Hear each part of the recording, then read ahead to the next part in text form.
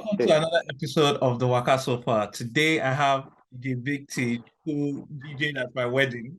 But before we start, I will tell the story of how we met and how the journey, because it wasn't straightforward, but it was a blessing. And I hold most of the advice you gave me before the wedding, after the wedding, dear to my heart. Thank you for doing this with me. But You're DJ, most welcome. You're welcome. thank you. David, let me let you introduce yourself. And I know that, yeah, let me let you introduce yourself. Okay. My name is Olatunji Ashafa, aka DJ Big Tij, and I'm a mobile DJ basically. I work in Lagos, available to travel to destination weddings, all of that. I do all of that. So basically, that's me. And backstory. So I had booked when my wedding was coming up, I went to another DJ and then something came up, so the DJ couldn't attend. And he just like, oh, I could suggest my friend, DJ Big Tij. And in my head, I was like, that's fine. And once I had the call with you on the phone, it was pretty much straightforward. I think the way you made it sound, it was like, man, we'll do what we have to do. We'll cover. You made me feel very reassured. Like, don't worry, I got you. You might not know this, so do you know? Do you remember? You might not remember. On the wedding night, the generator stopped at one point. Do you remember? I don't. You Yes, might, yes, I remember. I remember. I just want to let you know that I don't. I didn't know that the generator had stopped. I was sweating profusely, and I thought because I was dancing. And then somebody said the generator is switched off, and I was about to panic. And then my cousin was like, "But look around, everybody is dancing." DJ But Big it's T, still literally, that's what he dancing. said. He said, "Look around you. Nobody cares that there's no electricity. The music is played. Everybody is dancing. Don't worry." And literally, that's what I tell people about you. Like when you were DJing the wedding, the generator went off. Among every other thing that was going on, but people were The still music was dancing. still going on. Yeah. Even when the generator went off, so I that day I had the new suit on and I was like, I wasn't going to take it off. So usually my practice is that when the after party is about to start, I take off my suit so that I can be more free. So but I like the jacket and I was like, I'm not going to take it off. But when the air conditioning stopped working, I knew that okay, you had to take your suit off. Then the one of the guys I was hyping said, "You're taking your suit off." On the mic, he was like, "You're taking your suit off." I said, "I have to take it off before I catch fire." No, I was so, but literally, when like, literally, I was about to panic and say, "Oh my God." He literally just said, "Look around you." And literally, Mm. DJ Big T, your your music system was like, and you brought lights, you were. So Yeah. again, thank you. Like, that's one thing, like, if anybody asks about the wedding, that's a story I always tell, like, thank you, thank you. But just a You're welcome. backstory. Mm. How did you find yourself DJing and how did you fall in love with music? Okay. Um, Falling in love with music. Let's start from there because it all comes from the love of music. So I was an only child for a while, for about 7 years, and I was raised by a single mom. So she was not at home most of the time. So when I went to school, came back, it was just me and the radio. Radio was like my sibling. And I used to listen to a lot of radio. I used to watch, and my mom too liked music. So she had a lot of cassettes, video cassettes that had musicals from London and everything. So I used to watch music videos. And back in the days in the 80s, there was no cable. Cable was not easily accessible. So when you had a cassette, you had to play and play and play the same thing all over and all over again. So when by the time they were playing the song somewhere, you knew word for word. So I was so in love with music and everything. If I had spare money, I was either buying a cassette, I was buying a Walkman, I was buying something relating to music. But, you know, as the Nigerian parenthood will have it, it wasn't really encouraged. I wasn't really encouraged like that to go into music. So, but when I finished secondary school about 1999, 2000, I wrote a business plan to start a DJ business because there was a DJ like 5 houses from my house at that time. and I was always in his shop, literally. When he had a new record, backstory at that time, we didn't have a CD player in the house because there was no man in the house. It was just Yeah. me and my mom, and by this time, my younger sister. So it was only, we could just make do with cassettes. So I go to this guy's shop, and when he had a new record, I just give him my cassette. That please, just that new record, just put it on the cassette for me so that I can listen to it at home and everything. So as at that 99 2000, I wrote a business plan to start a DJ shop and everything, because at that time, if you wanted to be a DJ, you had to have a shop. You put a speaker outside and play music that people will know that, oh, there's a DJ here and everything. So I wrote that business plan, but it never took off. Then real life now happens. I have to go to university. I have to fight with jam. You have to think about your life. Oh, whose child are you that you want to tuition? All of that. I have to deal with all of that. So basically, that's where the dream died. The dream actually, it did die. It died there and then. So fast forward some few 10, 15 years later, by this time I'd graduated from university, I was working, and I was also doing my professional course. I majored in accounting. Okay. So I was basically doing my ACCA at this time. So I was doing my ACCA, studying one night, fresh from work. It was a Friday night, and I can never forget this night. So usually what I do is that I was working in MTN. I worked in MTN at the time. So MTN, uh, being a phone company, offices have to be open 24 hours. You get, so what I do is that I used to work 9 to 5. So what I do is that when I close at 5 o'clock, I drive back home, take a shower, have dinner, then drive back to the office so that I can read, because Yeah. there'll be light and all of Electricity. that and everything. So that Friday, I read, as in it was a marathon of reading. And it just occurred to me that, dude, yes, you are doing what you should be doing. Yeah. But it just occurred to me that you are not happy doing what you are doing. I said, so at this point, the way we are talking now, it now seemed like you are my subconscious and I'm me. And we're Yeah. talking to each other. So I was talking to myself. I was like, okay, bros, if you're not happy, what exactly is it that you want to do? If you're not happy, because I know that you're an account, you studied accounting, you get chartered, then you can get a big job, 20-figure salary, that kind of thing. And your life moves on. You get married, have a wife, bunch of kids, house with a white fence, and all of that. I was like, okay, so you're not happy doing this thing that you're doing, this ACCA and the work you're doing. Okay, so what do you want to do? Then it just popped up that, do you remember that in year 2000, you wrote a business plan? I said, to start a DJ company. I said, DJ.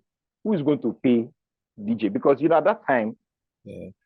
I was a matured person, and I had known what you use money for, and I know how money comes by. And I saw it that DJing will not pay your bills. That's how I saw it. DJing will not pay your bills. I said, it was a dilemma that night. I spoke to myself for maybe about 4 hours. And when I was able to now eventually convince myself that, okay, I think we should give it a shot. So from there, I just stopped reading, and I now started researching. And at this time, the internet was available, YouTube was available, all the resources I needed, things I needed to motivate me were available. And at that time, this guy, DJ Spinall, just dropped his first single at the time with Burna Boy, Ragbear. So I saw the video. I said, this is a DJ now. And he has a music video. Things are going. Then I started looking at other DJs. I now started looking at them in a different light that I was not looking at them before. Now I saw DJ Guetta in the festivals, in the stadium with everybody. I was like, okay, Calvin Harris. At this time, these people were at the peak of their careers. Although, no, where people don't see is that these guys had been before. This was about 2013, 14. So, but before that time, in these guys' career. David Guetta, Calvin Harris, Avicii, they had been at it for a very, very long time. So that was their peaking period. You see that even now, David Guetta is not as big as he used to be, but Yeah. he's still big. So that was their peak. It's like there's this topic in accounting, life cycle costing. There's a birth, there's a peak, then there's a decline. Yeah. So at that time, I now said, so all these things encouraged me. They encouraged me. And then there was this guy, there's this lounge in my neighborhood, in my neighborhood at the time. So I used to go there time to time, just chill, have a couple of drinks with my friends and everything. So there was this DJ there, and he used to play well. He used to play really well.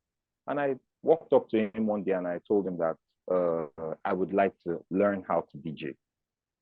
And he said, "Oh, okay, no problem." At the time he said I should pay 20,000 for him to teach me. I said 20,000, just 20,000. That was your problem. I said, no problem. So I said, okay. I gave him the 20,000. But after my first two classes, I realized that he wasn't the one to teach me because he himself, he didn't know what he was doing. I saw he didn't have the proper equipment. He didn't know how to teach. So I think where he learned from was this old school mechanic kind of way where you have apprentices gathered around you and they just look at what you're doing, then they pick up from there. There was this day, the day he told me that he was playing and there was a crowd, and he just said, "Oh, I should play." I'm like, dude, you've not explained to me why 1+1 is 2 in what you are doing and everything. You expect me to play. I said, it can't work. It can't work. I said, I'm not ready. So, but I didn't say anything like anything bad to him or anything make him feel bad. So I just knew that I had to step back from him. So I now started looking for someone else to teach me. So, obviously at this time, I've been through school, university graduate, working. You've done a lot of PowerPoint presentations. You've done a lot of, so you have to find a logical way to do it, not that trial and error and everything. And at this time, too, age was not on my side. I started DJing, I think I was about 34 soon. So age was not on my side. And, when you start paying bills and you now say you want to do something out of passion, even to me, did not make sense because Responsibilities. responsibilities. I had to pay my house rent. I had to buy groceries. I had to buy cleaning detergent, liquid to clean. When you go to the supermarket now, just to buy groceries, you find out that Responsibilities. you're spending like 20, 25,000 only on soap. Sure Yeah. you get. So I decided to find someone. I now realized that okay, that I had to find a school. I had to find someone that could just put me through properly. And because I knew that it wasn't that hard. I already had the passion. I already loved music. And even before I started DJing, I had like half of the library that I used to DJ now. I already had that because as Already. much as I was always collecting music, I always had hard drives. That there was one time that I was broke and I sold my laptop. I sold my laptop. This was before I started DJing. I sold my laptop, but I removed the hard disk. I sold it without the hard disk because I needed to keep the hard disk because all my music was on it. So going forward, I found a school in Keja. It was a music school, and for some strange reason, they had the DJ academy and everything. So I was like, okay, fine, no problem. I went there, I enrolled, but the problem was now I worked 9 to 5, Monday to Friday. So how I was going to be able to make classes was not a problem. I met with my manager at the time, my line manager, and I told him that I want to do this course and everything. I told him that it was a course, like a serious course, not DJ. I wanted to do this course, but that it's going to be during work hours and everything. I want to take social days off for like a month. Man said, no, there's no way. No way. So I had to beg the instructor, I had to beg him that is there a way that he could always wait for me after. So a few times he did. So and going for classes by rush hour. Say Traffic, you get to close by traffic. 5, there was traffic. And I was working in Apapa, and from Apapa to Ikeja. I had to make everything work. I had to try my possible best to make everything work. I did my possible best. A few times I missed classes. The guy too didn't really teach me much, but it was better than the previous guy. It was better than the previous guy. And I moved on from there. Even after that episode with the academy, I now went back to that guy, to the first guy, because he already had a place where he was playing. So I now Yeah. told him that, oh, that dude, I'm a bit better now. I can now play out to people and everything. And at this time, I bought a small turntable and everything. At this point, so he said, okay, no problem. So even with that, when I started playing with him, it was a lounge. So the waitresses, you get close to people like the waiters, waitresses, and everything. So they were like, "Who is the apprentice? Are you the apprentice, or is this guy?" Because you have more equipment than this guy and everything. So that's where and I started dealing with jealousy. There's no industry that doesn't have jealousy. I started dealing with that from the guy. So and because I actually do love music a lot, I play a very wide selection of music. At that time, EDM was big. He did not play EDM. He played Niger Afrobeats, I bet, basically, please, with the and beauty, what's EDM? What's the full EDM when you say EDM? electronic dance music. Okay, okay, okay. So at that time, when on Friday nights, Fridays are always the popping times and everything. So Friday nights after work, I'll go there and I'll start playing, and everybody will be like, we love you, DJ. They like start giving me free drinks and everything. The guy was livid. The guy was livid. That was taking his shine Getting. and everything. So the guy now told me that okay, that he has one other place not far away from where I used to play, where we were playing, that they needed a DJ there. So that's how he got rid of me, basically. He sent me to one place. And when you ask how much did they pay me, they paid me 5,000 per night. In the first place, or this other place he sent you to? This other place he sent me to. This place that he chased me away from, they were not paying me. But at least they were giving you free drinks there. But Yeah, they were giving me yeah. free drink, the occasional meal, jollof rice and chicken. I was like, hey, no problem. They were doing it for passion. Yeah. So this other place where he took me to, it was a beer parlor. It wasn't a lounge, it was a beer parlor. And it was under a shed. It was under a shed. But I was happy to do it because I was getting in the hours. And I was getting to play in front of people.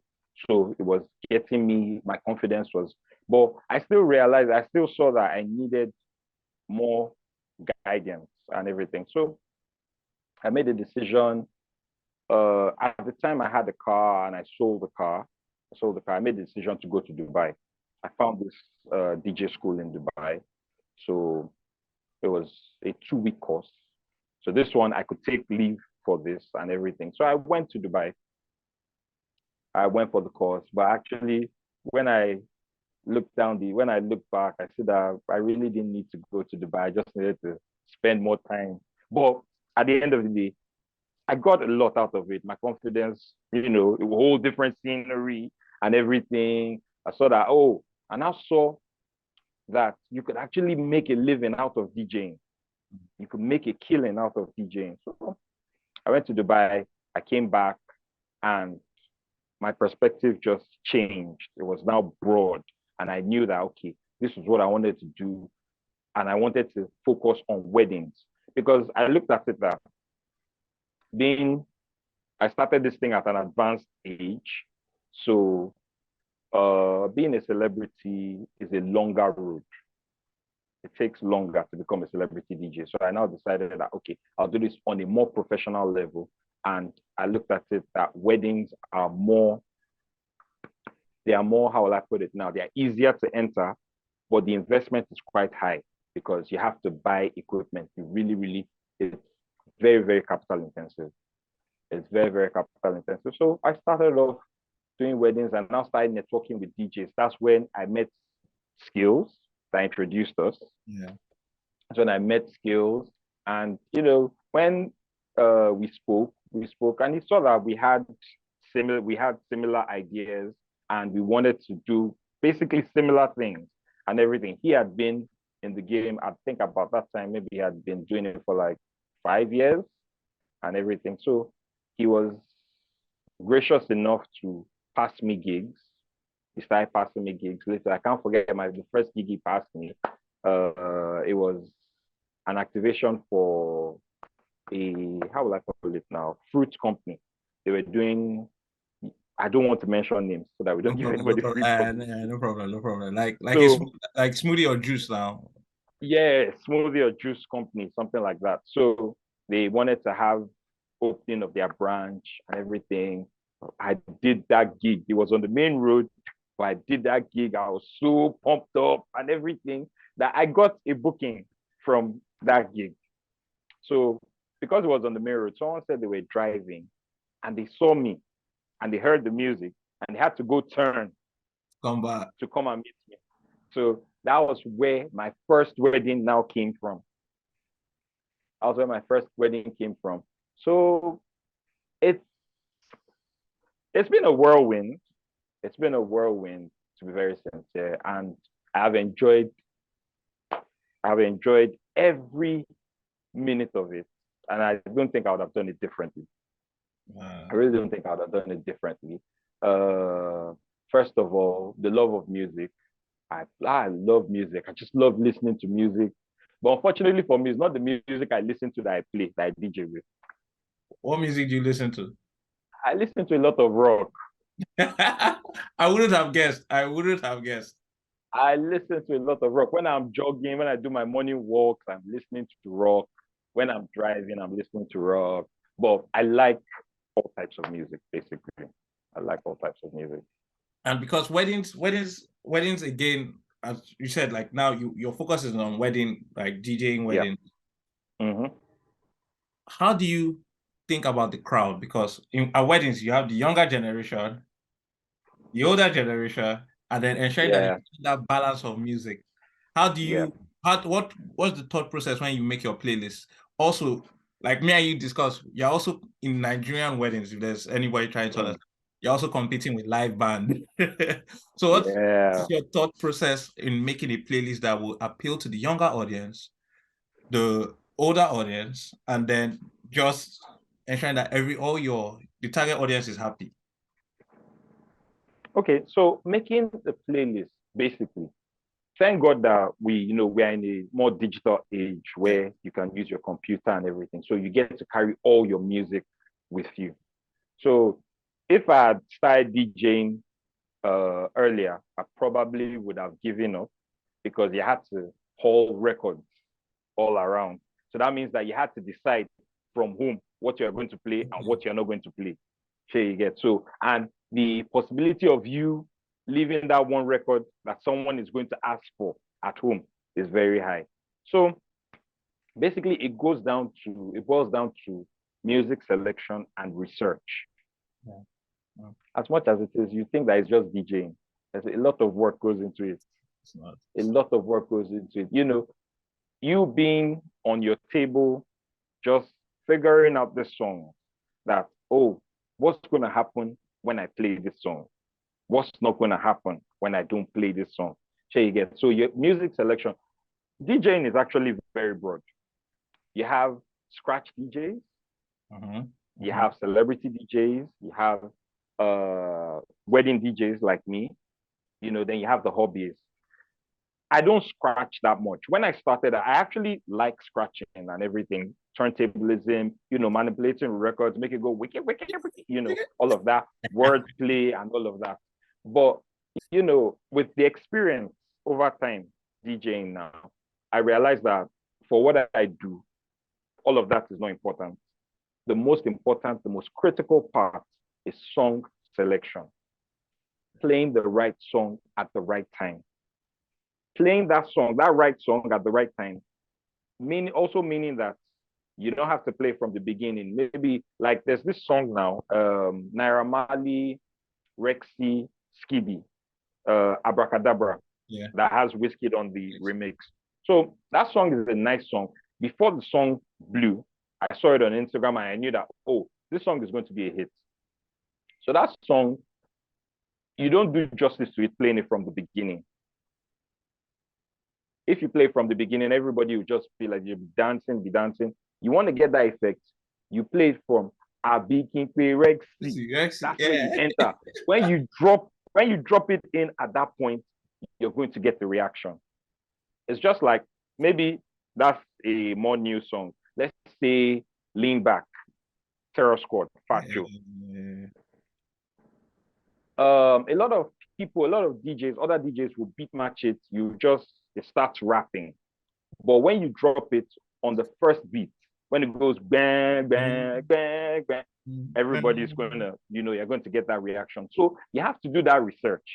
You really, really do have to do that research. You have to set everything. You have to set cue points so that when you hit it, it hits the crowd.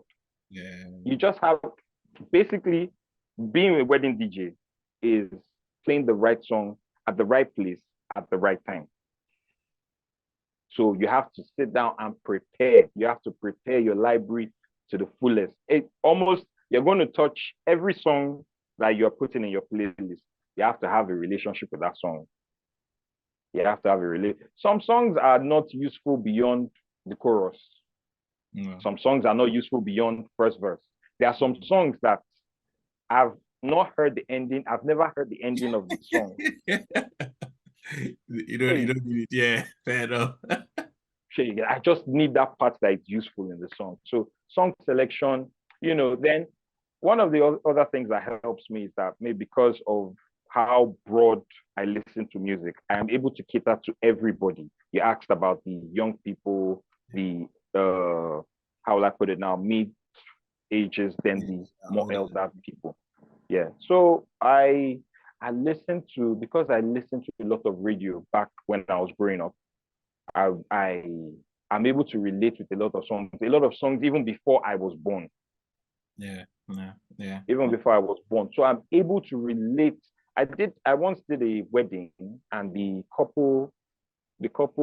groom was from Cuba. The groom was from Cuba. The bride was Nigerian, but I had to play music that both families would like. Yeah. So I did a lot of old school. I played 70s, 60s, 80s. So you get it's a tall order for some DJs when you ask them to play music like that. It's a tall order. But the advantage that I have is that I listen to all this. I actually listened to them when I was not DJing. So you get Yeah. like I was listening to them for fun. I was listening to them for fun. So it's easy for me to relate to. So there are some on different occasions, people have walked up to me and like, dude, how old are you? How old are you? That you play this music as if you were in the nightclub with us when these songs came out. There you get. So that helps a lot. Then you keep up with trends. There's this research that I read one time. It's harder to digest new music when you get older. I'm a bit older now. I would not lie. It's become increasingly hard to digest new music. It has, but because it's my job, I have to keep up. Like now, I even have an assistant now because if a gig comes around and they say maybe it's a sweet 16, it's for very, very young. I can't keep up with their music. I would not tell you lie because their music is funny. Their music is very, very funny. And so I just I have someone that is younger that caters to all of that. I go for the gigs and everything, but that this person will now play because so that he can vibe with them, he can be on the same wavelength with them and everything. So that's how I cater to all the generation gaps. Actually, you prepare, you have a wide library because how will I put it? Repeating songs is not my forte. After, Repeating songs is not my forte. yeah, no matter how. But no matter how, but I realized that people are becoming, because of social media, everything, the way life is going, people, their attention span is very, very short. It's very, very short. Then when you're dealing with requests, people come to you and tell you that, oh, you've not played this song, but meanwhile, you've played the song. You understand? So I now realize that everything it has a dynamic that you just as you go on, you pick up. Now I actually do repeat songs. But when I'm going to repeat the song, maybe like interval of an hour or 2 hours Yeah, later. not back to Sure back. you get because and when you look at it, truth be told, maybe the girl that comes to request this song, at the time you played the song, some guy was disturbing her for her phone number, so she didn't hear the song. So so you have to oblige her, and play the song again. Yeah. Then dealing with live bands, dealing with live bands over the years. When I first started out, the first big wedding that I did not play the after party. I was set up for the after party. I was so nervous. Also, in fact, that I think that day I got to that event center at about 3 a.m. to 3 set a.m. up. Yes, I was so nervous because I was intimidated. For the first time, I was in a big event center. It was Yard 158. It was your hall. The hall was big, but it was the other Bigger one. the bigger Yeah, one. bigger hall. Yeah. So I was intimidated by that. Oh my! I'm not a guest at this place. I'm here to work. Yeah. So I was there early and everything. The live band didn't allow me to play because they were spraying them. They were spraying them in dollars and everything. So they didn't allow me to play. And I didn't know at that time, I didn't know how to navigate that particular situation. So I was just there and the wedding ended and I didn't play. So I But now spoke to did some, the big thing yeah. just to ask, did they still pay you your money, Sha? Oh, they pay. Oh, they pay. They pay. They Okay, pay. okay, They okay, pay. They okay, pay. okay. So uh, I spoke to some other older DJs, people that had been in the game, Yeah. Longer. So they now told me that you have to fight, you have to play your own music. That when it's time, you just play your own music when the live band is playing and everything. Which I didn't see as a very good thing to do. I did that a couple of times, and everybody was shouting, everybody. So eventually, I just decided that at the weddings, majority of the weddings, at least 99% of the weddings I do, there's an event planner. Mm-hmm. There's an event planner. And, we all have to attend vendors meetings and all of that. So, and I felt that the event planner should be able to communicate to the live band that, oh, guys, it's time for you to stop, or this is when you're supposed to stop. DJ, this is when you're supposed to start. Yeah. So it was not to knock anybody, it's not to knock anybody, but over time I realized that people don't adhere. Yeah. And the event planners, most of the time, they probably have too much to do at that point in time. Maybe some other vendor, especially the food vendors, At that are time. not doing their they're not doing their work. People are not eating, people are not drinking, so they're attending to that. So they usually don't have time. So, but me, the way I've structured my business in such a way that at the end of before the event, I'm not being owed anything. Okay. Yeah. I'm not being owed anything. So I would not be held responsible. If I you have just to. tell them that whenever the live band stops, I will start. As long as the hall has not kicked us out. Yeah. Yeah. So whenever the live band starts, whenever they stop, I will start. So a lot of people come and meet me that DJ, scratch, do, so that they will know, press siren, this, that. I'm like, no, I'm sitting down, I said, don't worry, whenever your band stops, I would play. But I've had situations where the band did not stop on time. The hall was supposed to close by 8 p.m. and the live band stopped at 7:30. Only 30 minutes. Only 30 minutes. What's weird? I've Yeah. because I used to be bothered about it, but I look at it that man, there's really nothing I can do. I can't fight this system. It's a system that is in place already and everything. I can't fight the system. Then, the parents, the older people are dancing to the live band. So when you stop, it's like you're disrespecting them. We live in a society where respect is very like you're disrespecting. So that day, 30 minutes, I did the best I could, shuffle through songs, blah, blah, blah, blah, blah. Everybody was happy, dancing, da, da, da, da, da, da. Then they turned off the lights. And they turned off the lights, the electricity, everything, they turned it off, and there was nothing I could do. But they were happy. The feedback came back. The feedback that came was like, DJ, that was 30 minutes, but we enjoyed it. So that's where song selection comes into play. As that song selection comes into play, you have to have songs that you want to do a quick hit. Just sometimes you might not have enough time. Let's say the bride and groom are going to catch a flight that night from the wedding. You have to have, and you're going to have a fast party. So if you've prepared everything that, okay, at some point I'll do this, then you're good to go. Because, it's just like an Excel sheet. You have this Excel sheet and there's a lot of data. Yeah. You can't see what is on that Excel sheet unless you do control find or you filter. Yeah. Sure you get. So that's why you always have to have this playlist ready.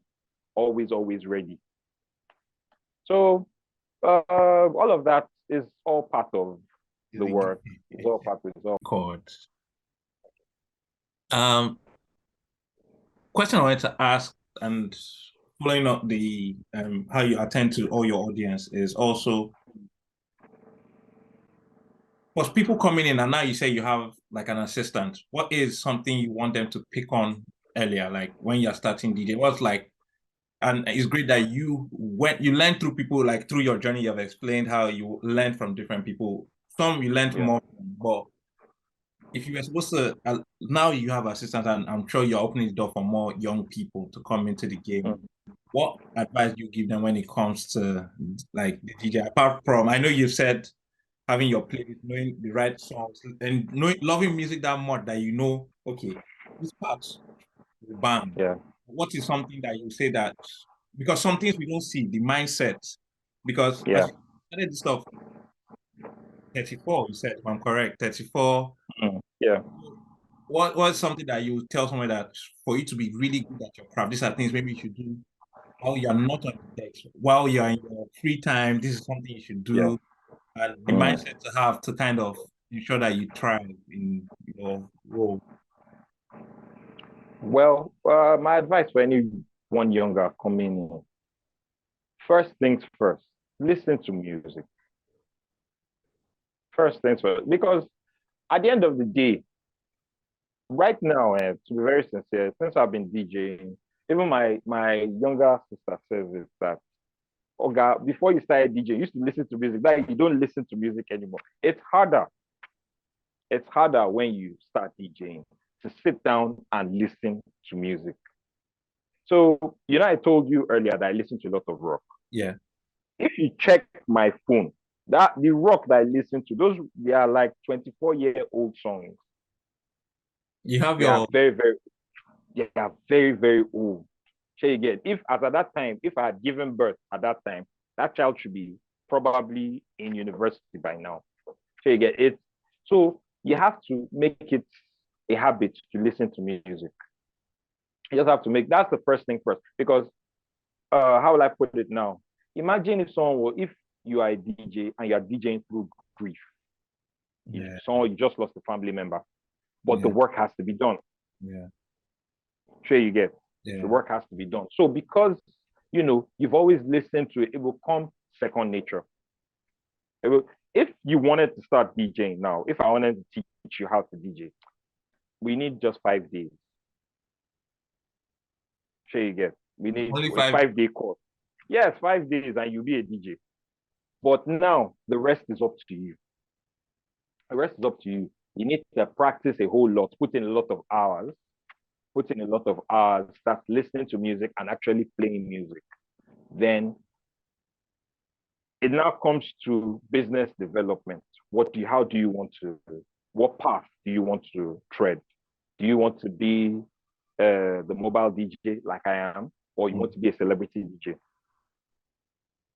One thing that people don't get is that whichever path you want to tread, it's very, very capital intensive. People do not get it. So I'm in the process of buying a new laptop.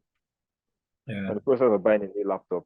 Yes, it's not $2,000 is not a lot of money in dollar cents, But when you but convert it in naira, is a when you lot. convert it to naira, it's a lot of money. It's a lot of money, and all those things they add up. It's not just the laptop that I'm going to buy. Your You journey, get your you spend endless money. One thing that you hate the most in this work is buying cable. fair enough. Fair enough. You hate buying cables. Every day you buy cables. You buy cables and the plugs that come with the cables, the audio plugs that come with. You have to have several. One day, I had an event on Saturday. It was a cryptocurrency company. They were like doing their coming out party and all. It was in TBS. We ran cables. We ran cables in the excess of over 2 million. It's like kilo day. Is it that I'll just start selling cable? Let me just start selling cable. I'll make money than DJ. So the mobile DJ part, having a whole lot of equipment is a lot of money. Then the celebrity DJ part, a lot of publicity, a lot of publicity. You have to pay publicity people. You have to take pictures. You have to have videos. We're in the world of social media. Yeah. You have to have all of that. You have to have YouTube going. You have to have followership. You have to just get dressed and go out for no reason so that you can have content. Yeah, the You world we know, live in now. Yeah. it revolves around. So it basically the thing is have fun. When you have fun, it takes your mind off the money that you're spending. Yeah. Takes your mind off the money you're spending. Then sometimes it's not easy, just like any other job. You do it for the passion. When you do it for the passion, the money might not come. Money might not come immediately, but it will be worth your while. If you actually love music, it's only if you actually love music. Because the example I gave, imagine DJing through grief. Yeah. It won't be easy. And you've collected the client's money. You've collected their deposit. In my own case, I would have collected 80%. So basically the client is not owing me. Yeah. And I tell them that, my Somebody. grandmother died. I'm not DJ. I can't DJ. I say, no, Baba, it's not possible. You do the work. There was, December last year, my dad was in surgery. My dad was in surgery on that wedding I think it was on a Wednesday or a Thursday. That morning, before going to the event center, I had to go to the hospital to go check my dad and everything. So my wife stayed in the hospital with my mom and my siblings and everything. So by the time I got to the event center and everything, just called me that, he's out of surgery and he's doing fine. Imagine having all of that. Emotions. Those emotions. Those emotions. And meanwhile, you are going to make people happy. Meanwhile, your people in your house are not happy. It's not easy. It's not easy. So there's a lot goes into it. For my neighbors, my friends, they want me to DJ there for them. They're having a party. I'm like, why am I the one coming to DJ? We're having a party. I'm supposed to be having fun with you guys. They do not see the work. They just see the enjoyment part of it. Yeah. It's a lot of work. That's why you yourself, you have to make a personal note. Enjoy yourself. Have fun. Have fun. Because when you now start treating it like work, it becomes monotonous. Yeah. When it becomes monotonous, then you now say, I want to japa, I want to run away. Start thinking that there's a better option there. Meanwhile, what you're doing from the bottom of your heart is actually the ultimate. I have fun. I have so much fun. But when it's time to spend money, oh my God, I do not have fun. Then they now start, then when they now want to book you, then they now start pricing you like pepper in the market. It's very painful. No. But I think how you even did, and why I keep using my experience is because you were very logical with me. Like when the price is, you had to break it down for me and say, see, I'll try my best, but also understand that. And I'm happy you made me understand it because again, let's say you did not bring your own generator that day.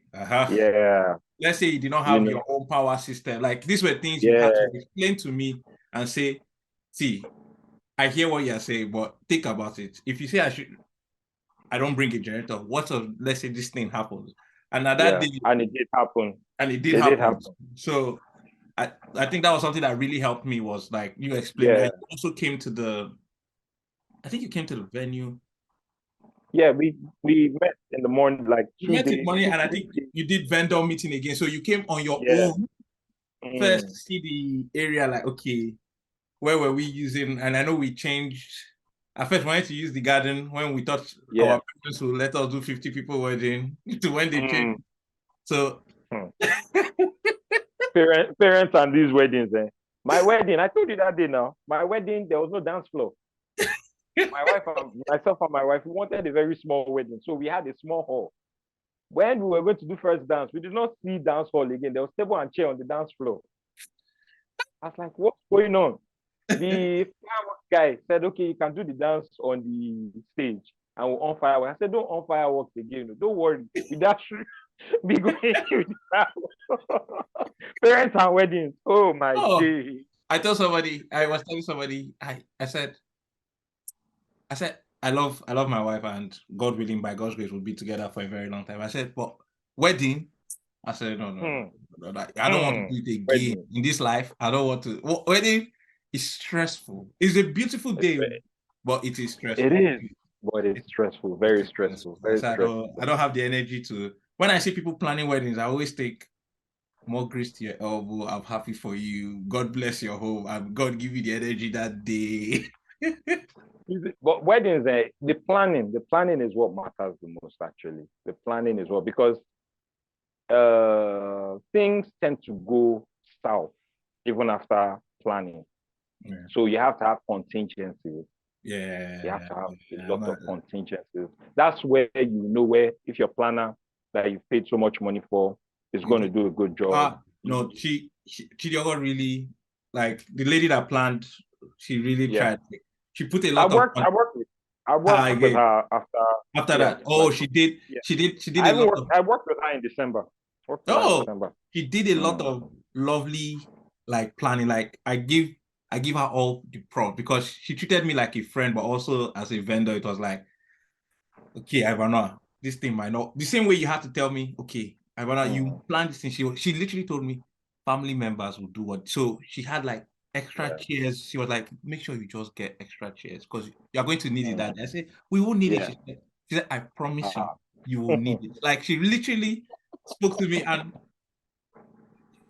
I think the day of the wedding, was she not up at like she didn't sleep. She was practically in the hall. She came to make sure, mm, like, no, she really, and I think that's something that everybody that was a part of it was like my friend in a certain way. And like you now, DJB, I have like a relationship where genuinely yeah. I see you post your stuff or I reach out and I say Happy New Year. It's like Yeah.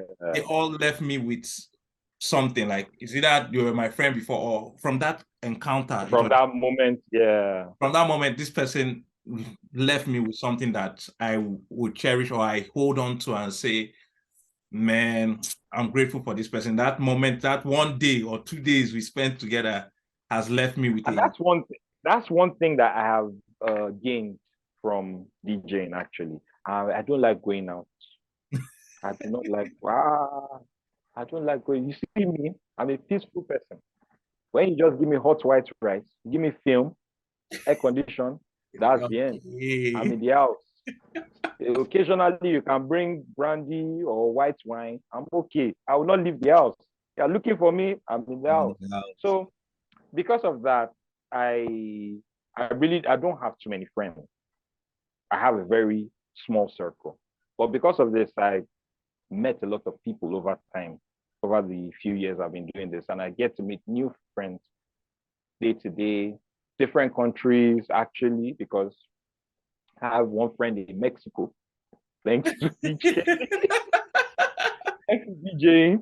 I have a friend in Houston. I've never been to America before. I have a friend in Houston, and he's not Nigerian. He's, things like that. At event centers, I get to meet so many people. So it's it's been a beautiful journey so far. Like I said before, and I still say it, and I actually genuinely feel it that I will not trade the feeling for anything else.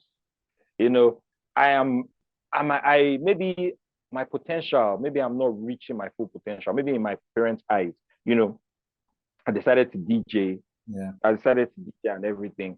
But I think a lot, even my friends, even amongst my friends, you know, I might not have reached my full potential, but I will not trade it for anything. I was, I was about I'm to say, very fulfilled. you said something that I, I rock with too, where you said, where you were at your office and you were like, are you happy? Like, let's be honest, you will have done the normal Nigerian thing where they say, go to school, get I'm that. telling you, yeah. But a lot of people are I would not have, happy. Like, you are literally just doing it for survival. It's survival, yes, you it's know, survival mode. just to be able to meet your daily needs, your pay your bills and everything. This life, you don't come to this life to come and pay bills and Just die. bills. What happened? That's because you just come and be paying lights and electricity bill in Nigeria now. It's not a joke. Yeah, It's not a joke, you know. But at the end of the day, when you know that, oh, you're doing something that brings you joy, yes, sometimes, because even as much as it is that it brings you joy, you have to be wise. You have to apply wisdom. Pray to God. Yes, whoever it is you want to DJ, please be close to God. Hmm? Whatever you believe in, if you're a Muslim, if you're a Christian or something else, whatever you hold dear, please believe in it because there's a higher power. definitely. And there are times that it's beyond your control. It is maybe you have to believe in something. You really, really do have to believe in something. I believe I'm a Christian and I believe in God. I believe in Jesus Christ. And it's been a pleasure doing business with Jesus Christ. I have a friend that is a Muslim, and I know that he will tell you the same thing too. It's been a pleasure being a Muslim. Be devoted. It's very, very important because on that Saturday, this Saturday that I had the TBS gig, so my laptop, that's why I say I'm in the process of buying a new laptop. My laptop refused to charge, and my laptop was on 10%, and the event had not started.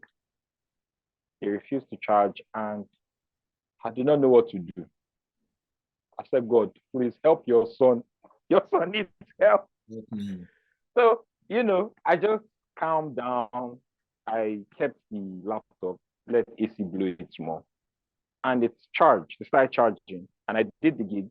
After I did, I had another gig after that later in the night. I went to that one and the laptop was not charging again. But it had charged, the battery was full. So I was able to do that gig just on battery power. And since yesterday, this morning, I've been trying to charge the laptop. The laptop is not charging. Miracle. It's not No, they that tired. is not it's No, not so- human, it's not human effort. Not yet. So please, whatever it is, anybody that is watching this, whatever it is, you know, be devoted to something higher than you. And DJ Big Tij, I'm happy. And this is my second to last question. I always ask people like, what is one Bible quote they use, they hold? So you already said you're in business with God. So if I can ask, is there a Bible passage that when you think of your life, you reflect on and say, this Bible passage is for me? I like Psalm 91. Actually, I read Psalm 91 every day. After praying, I recite it offhand. It's a psalm of protection. You know, it's then of recent because of things I can't mention, but the circumstance of my birth. Someone just blessed me with one quote and says that the Lord knew you before you were formed in your mother's womb. So you get so all of that. The Lord. So when I translate that verse, I don't know where it is in the Bible, but it's very popular. So when you take that and you look at your journey in life, the Lord knew you before you were formed, and He had called you by a name. You get so like how they say miracle no dey tire Jesus. Yes. He won't bring you this far just to abandon you. You know, being an adult now and seeing life is hard. Human life is hard. It's a struggle. You know, everybody has a struggle at some point in time. Things just don't go right. you're trying and trying and trying, and it's not just working out. Don't worry. Just be consistent. Be consistent. Hold on to God, and things will work out. At the end of the day, it's for when we say we take it lightly, when you say thank God, thank God, do, thank God, do, thank God, do, we take it lightly. It's all for you to be that situation you're passing through is for you to be able to say thank God at the end of that situation. Mm-hmm. So whatever it is that anybody is going through, I'd just like to encourage anybody. The waka is very long. It's very, very long. Whatever it is, whatever endeavor. Some people might have it just very easy. You might think they have it very easy, but you do not know that another aspect of their life is not that easy. It's not as easy as you have it. So we all have different faces. Our desires are different. Our journeys are different. The way I have my path of my DJing might not be the same thing that will work for the next DJ. Yeah. You understand? So, so just on your journey, be consistent. Consistency is key. Consistency is key because the more you do that same thing, the more you do, the better you become. The better you become. When something is repetitive, you become a master at it. It becomes second nature. So you do it in your sleep, basically. So whatever your journey is, just keep pushing forward. And see value. Always look at the value. Always look at the value. There might be someone listening to this now and you don't know what to do with your life. It will shock you that the weirdest thing, there's value in the weirdest things. Right now, the kind of life we live, you have skit makers that are making over 40,000, just $40,000, making a fool of themselves on TikTok and everything. So there's value in every aspect of life. As long as that thing, you might be in love with making sandcastles. You might like going to the beach and making sandcastles. There's money attached to sandcastles, do you know? Because the buckets and the shovels you get, it's produced in a factory that people they run production hours, there's a production line, there's overhead cost just to make buckets and shovels for sandcastles. So when you look at the value of things and you, you find your way. You find your way. You find that thing that you yourself can also contribute to society. Yeah. Wow. So I just like to encourage everybody. There's a path for everybody, and everybody will make it somehow, some way. Big Tij, thank you very much. Thank you, especially that last part, because thank you. I'll still tell you after we switch off. But and this, once I knew I was going to interview, I stole this line from Brown Sugar, the movie. I don't know if you've seen Brown Sugar. Ty Diggs and as Layton. Yeah. Yes, and I think Queen Latifah is in that film, and Mos Def. Mos Def, yes. So my last question for you: one word to describe music. What would that be for you? I don't want to sound cliche. I just say music is life. It's a lie. But music is life. It's life. So music is life, actually. But play with music. Play with music. Play with music. Thank you. Play with music. DJ Big Tij, thank you for sharing your journey. I'm grateful. You know me, I'm genuinely grateful. Thank you for sharing your wisdom. And thank you for having me. Always just standard showing love and just encouraging me and giving me life advice is something I truly hold dear with all my heart. So I'm truly, truly grateful. Thank you. Thank you for having me. Thank you so much. Cheers, everyone.